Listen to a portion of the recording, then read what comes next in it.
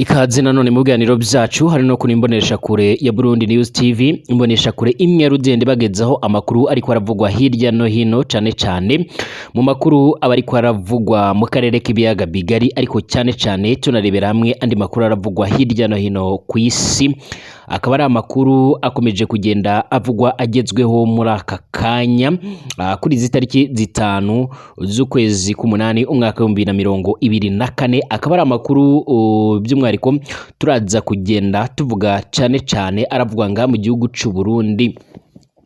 Imirambo yabonetse hafi y'ikibuga c'indege kitiriwe Melchior Ndadaye, ikaba ikomeje guteza icyoba cyinshi cyane ku baturage baturiye muri ibyo bice, ndetse n'abandi banyagihugu bagiye batandukanye bamaze kugenda bumviriza ano makuru nyuma y'ibyakomeje kugenda biravugwa, aho ari amakuru by'umwariko yaje kugenda atera igishika muri benshi nyuma y'uko n'amavuriro babashije kuba bokorekezaho ibiziga by'abo bantu bapfuye, by'umwariko bamaze kuba banga kubakira nyuma y'uko iyi mibiri by'umwariko yari yamaze kusha yangirika ku buryo bukomeye cyane. Abaturage ndetse n'abandi benshi cyane bagiye batandukanye bakaba bakomeje kugenda bagira igishika ndetse n'icyoba, aho bari kwibaza icyaba cyateye izo mfu z'abo bantu. Ariko kandi kugeza amagingo aya ngaya turaza no kugaruka kuri andi makuru ariko aravugwa ku baturage bagiye batandukanye nyuma yo kumva iby'umukuru w'igihugu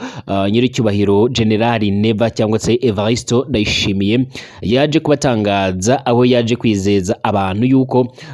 ibigendanye n'ibura ry'igitoro yamaze kubibonera igisubizo kirambye nyuma y'uruzinduko aherutse kugirira mu gihugu cya Zambia. Ariko kandi bamwe ntabwo bakomeje kuba babyumva, usibye ibyaje kuba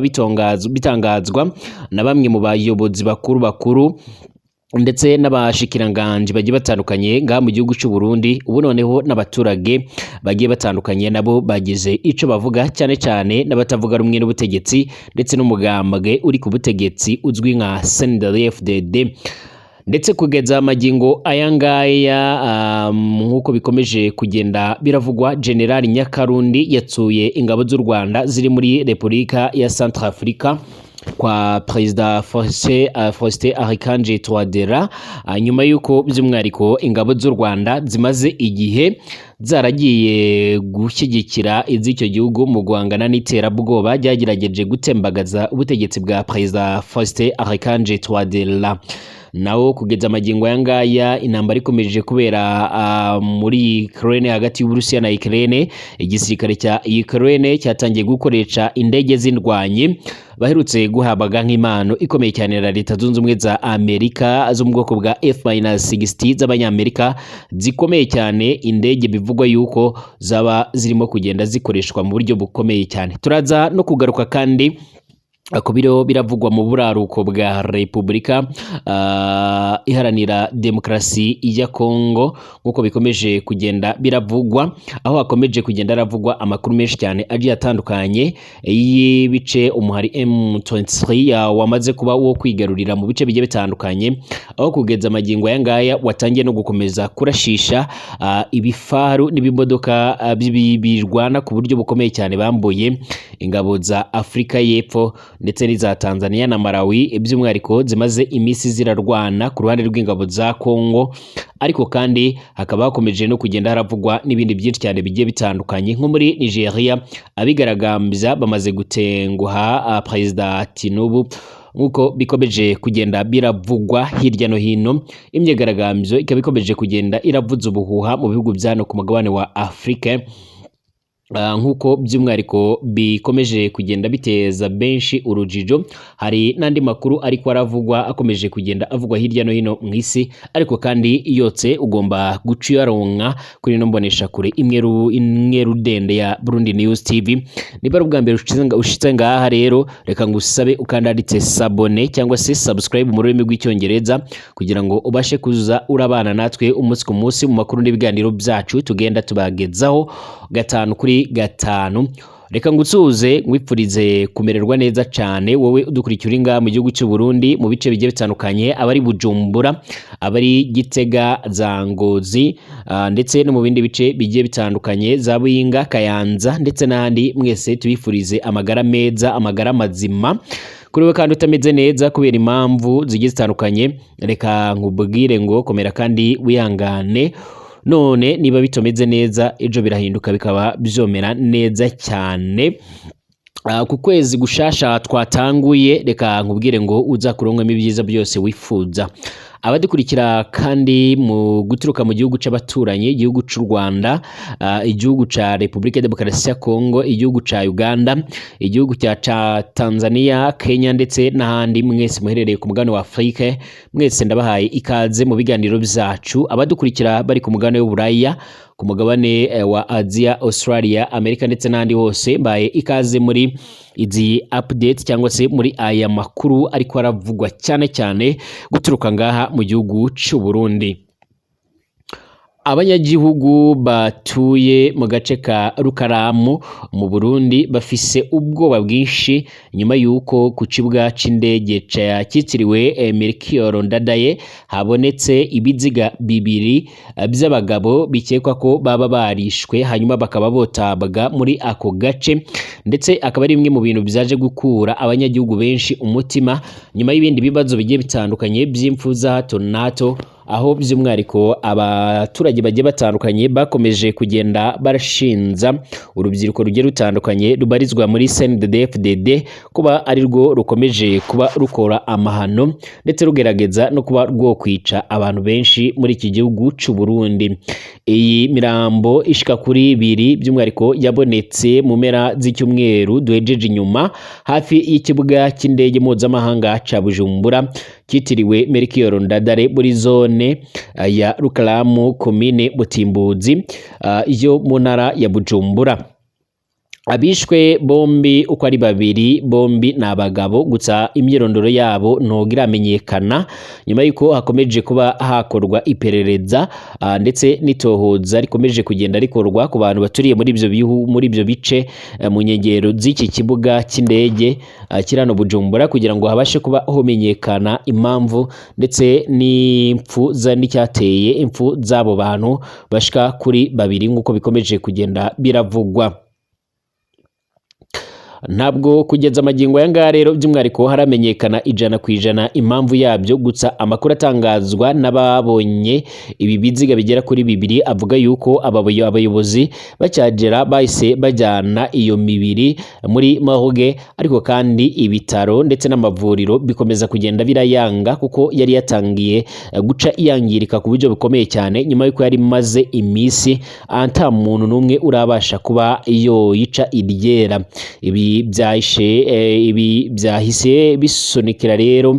aba bayobozi guhita bashyingura ibyo biziga bigera kuri bibiri, ariko abaturage basigara mu rungabangabo ndetse banahangayitse cyane, banafite ubwoba bwinshi kucaba cishe inyuma y'izo mpfu, bavuga yuko byabasigiye ubwoba bwinshi ku buryo bumva batizeye umutekano muri ico gice. Abarundi benshi kandi bamaze igihe bari mu bwoba bwinshi nyuma yuko umuhari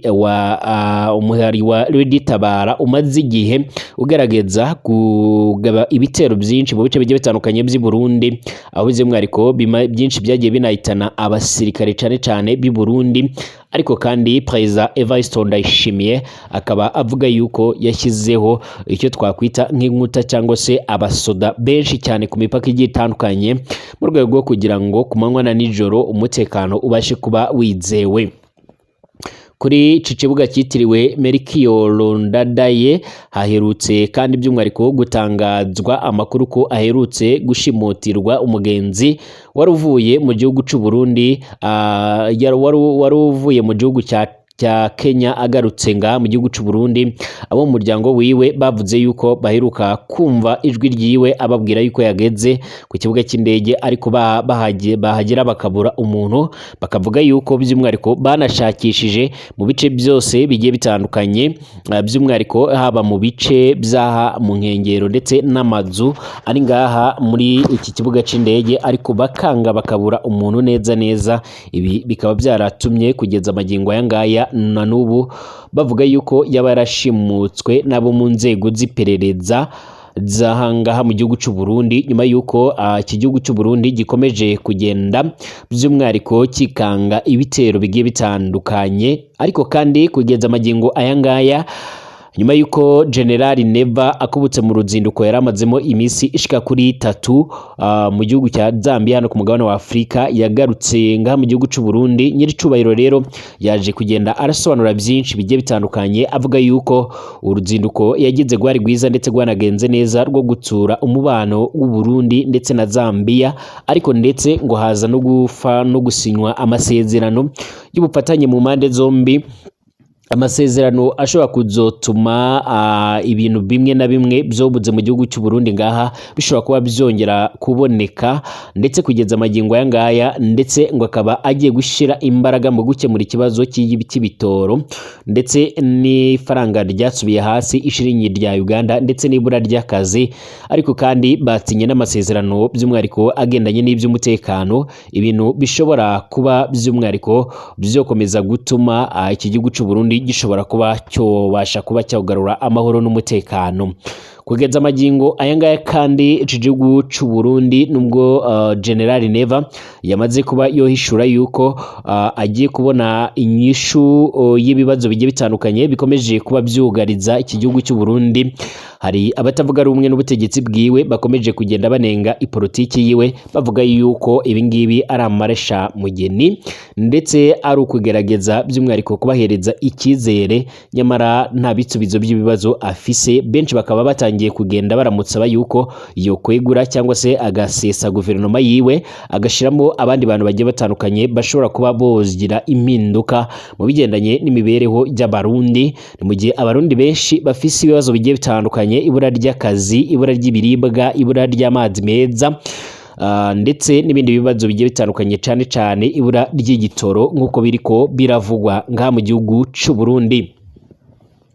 Kugeza amagingo aya ngaya rero by'umwihariko ari imiryango igiye itandukanye, harimo n'abashikiranganje bakuru ngaha mu gihugu cy'u Burundi bakomeje kugenda bavuga yuko igihe kigeze kugira ngo umurundi wese abashe kuba yoharanira uburenganzira bwiwe ndetse abashe no kuba yoharanira iterambere ryiwe. Akaba ari nayo mpamvu bagomba gufata iya mbere mu kwamagana ndetse no kwagiriza yuko General Neva agomba kuva ku butegetsi byanze bikunze, ndetse ngo hakaba hari no gutegurwa uburyo bwo kumuba bwamubuza yuko adashobora kuba yo kwiyamamaza mu matora y'umukuru w'igihugu ari imbere nk'uko biriko biravugwa muri rusange.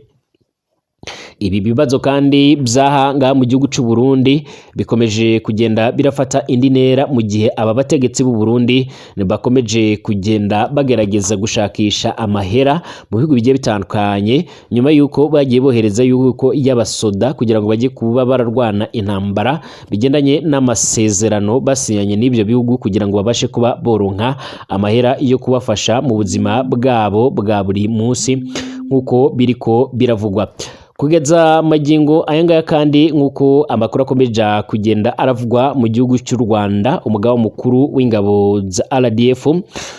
Major General Vincent Nyakarundi kuri iki cyumweru yasuye ingabo z'u Rwanda zishinzwe kubungabunga amahoro n'umutekano muri Republique ya Centrafrique kwa Perezida Faustin Archange Touadera. Major General Vincent Nyakarundi yagiranye ibiganiro n'abapolisi ndetse n'abasirikare b'u Rwanda bakorera mu butumwa bwa MINUSCA n'ingabo zikorera mu bufatanye bw'ibihugu byombi hagati y'u Rwanda ndetse na Kara ku cyicaro gikuru cya Rwanabati mu birindiro bya Sekiriteri Mpoke nk'uko biriko biravugwa, ndetse n'amashusho n'amatangazo yashyizwe ku mbuga ngurukanabumenyi akaba ariko aragenda arabigaragaza. yagaragaje yuko yishimiye umurava udasanzwe aba basoda bagize mu kurinda abaturage baho, akomeza abagezaho amakuru yuko umutekano wifashe muri rusange ngaha mu karere. Yashimye byimazeyo kandi ingabo z'u Rwanda ku bwitange zagize, ashimangira yuko uruhare rwabo mu kurengera abaturage n'umutungo wabo muri iki gice ari indashyikirwa ku buryo bukomeye cyane. Yabashishikarije kandi gukomeza gusohoza inshingano zabo mu buryo bwa kinyamwuga kugira ngo basohoze inshingano za Loni ndetse n'amasezerano y'ubufatanye hagati y'igihugu n'ibihugu byombi, hagati y'u Rwanda ndetse na Repubulika ya Centrafrica. Ni kenshi kandi byakomeje kugenda biravugwa yuko Bwana Perezida Touadera yakomeje gushimangira ndetse anashima Perezida Paul Kagame w'u Rwanda ku bufatanye ndetse n'uburyo yamufashije mu kuba yahangana n'ibitero by'iterabwoba. Ibi kandi bikomeje kugenda biravugwa binagaragara gutya mu gihe kugeza amagingo aya ngaya ibindi bihugu bigiye bitandukanye birimo nka Mozambique harimo abasoda b'u Rwanda benshi bakomeje kugenda baracunga umutekano mu rwego rwo hejuru, mu rwego rwo kugira ngo amabandi ndetse n'abandi bagiye batandukanye babashe kuba boreka gukomeza kwigarurira ibice byinshi cyane bigiye bitandukanye nk'uko biriko biravugwa. Intambara ikomeje kuba ihanganisha igisirikare cya Ukraine ndetse n'igihugu cy'Uburusiya ikomeje kugenda irafata iyindi ntera ku rwego rutigeze runagaragara, aho igisirikare cya Ukraine cyatangiye gukoresha indege z'indwanyi za F-16 z'abanyamerika. Kuri iki cyumweru abapilote ba Ukraine batangiye kugurutsa indege z'indwanyi z'abanyamerika mu bikorwa byabo mu gihugu nk'uko Perezida Vladimir Zelensky yabitangaje, yemeza yuko ari hashize igihe kirekire hategerejwe izi ndege z'intambara nyuma y'amezi arenga 29 batewe n'Uburusiya nk'uko biriko biravugwa. Umuyobozi wa Ukraine yatangaje ko ikoreshwa rya F-16 Kiev imaze igihe by'umwihariko kinini cyane isaba guhabwa ubwo yahuraga n'abapilote ba gisirikare ku birindiro by'indege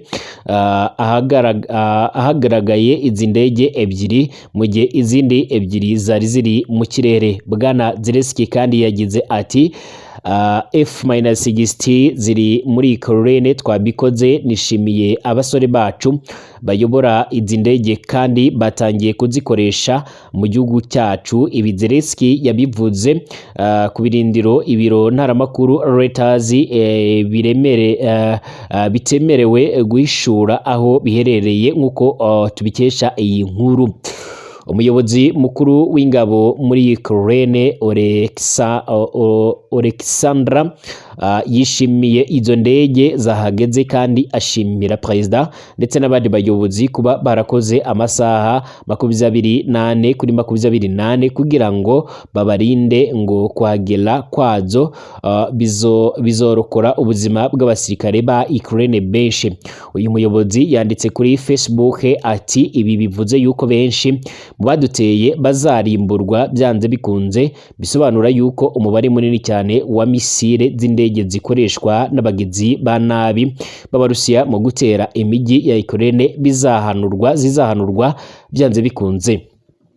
Kubona izi ndege rero ni intambwe ikomeye cyane kuri Ukraine, nubwo bitarasobanuka neza umubare uhari n'ingaruka bizagira mu kuzamura ubwirinzi bwo mu kirere ndetse no ku rugamba. Uburusiya bwijeje kwibasira ibirindiro bishobora kwakira izi ndege kandi bwiyemeje kuzitsenya byanze bikunze, nyuma yuko bwavuze yuko nabwo bushobora kuzotangura gukoresha ibirwanisho biremereye cyane ndetse na zimwe mu ndege ndetse n'ibisasu bya kirimbuzi by'intambara nk'uko bakomeje kugenda barabivugwa cyane cyane. Iyi ntambara rero imaze imyaka myinshi ihanganishije aba bategetsi bombi, yaba Perezida Vladimir Putin usanzwe arongoye igihugu cy'Uburusiya ndetse na Bwana Vladimir Zelensky usanzwe arongoye igihugu cya Ukraine. mu buraruko bwa Repubulika Iharanira Demokarasi ya Kongo, umutwe wa M23 ukomeje kugenda ugaragaza imbaraga zidasanzwe, aho kugeza amagingo aya ngaya bakomeje gukubita ahababaza ingabo zigiye zitandukanye. Umusirikare wa M23 wahumurizaga rero abaturage mu bice by'Ishasha yumvikanye agira ati turashaka kubabwira yuko FDLR, ingabo z'u Burundi ndetse na FARDC bagomba kwirukanwa, abi Burundi basubire iwabo, nabo mu Rwanda bajye iwabo. Aha ni muri Kongo, turashaka kugarura abanyekongo, turashaka kubagarurira amahoro n'umutekano. M23 kandi yafashe Ishasha nyuma y'amasaha maceya inigaruriye Nyamirima, undi muji mutoya uherereye muri groupement ya Binza muri territoire ya Rucuro. Uyu mutwe ukomeje kwigarurira utu duce nyuma yo kwerura yuko utazashyira mu bikorwa umwanzuro wo guhagarika imirwano iheruka gufatirwa i Rwanda mu gihugu ca Angola, aho intumwa za leta y'u Rwanda ndetse n'iza Repubulika ya Demokarasi ya Kongo zohuriye ndetse ziganira ku bikorwa bigiye bitandukanye, ibikorwa byiganjemo ibyo kugarura amahoro n'umutekano mu buraruko bwa Repubulika ya Demokarasi ya Kongo ndetse no mu buseruko bw'ico gihugu. Ariko kandi byose bikaba bikomeje gupfira ahantu hamwe nyuma yuko bitabira ibiganiro. Ariko kandi umuhari M23 uri mu bikomeje kugenda biteza inkeke nga mu gihugu ca Kongo, ukaba utari wigera uhabwa umwanya muri ibyo biganiro, kuko nawe ukomeza kugenda ubigarukaho uvuga yuko utakomeza kubahiriza igihe cy'agahenge. Nyamara abasoda bo ku ruhande rwa leta ya Kongo bitwikira agahenge hanyuma bakabarasaho ndetse bagabasenyera n'ibirindiro byabo. Iyi ni Burundi News TV, iyi ni imbonesha kure imwe rugende ubasha kuronkaho amakuru agiye atandukanye yibanda ku biriko biravugwa hirya no hino mu karere k'ibiyaga bigari. Reka babwire yuko amakuru yacu ari ngaha tuyashoreje, twongere gusubira mu masaha ari imbere turebera hamwe andi makuru ariko aravugwa hirya no hino. Ndabashimiye cyane.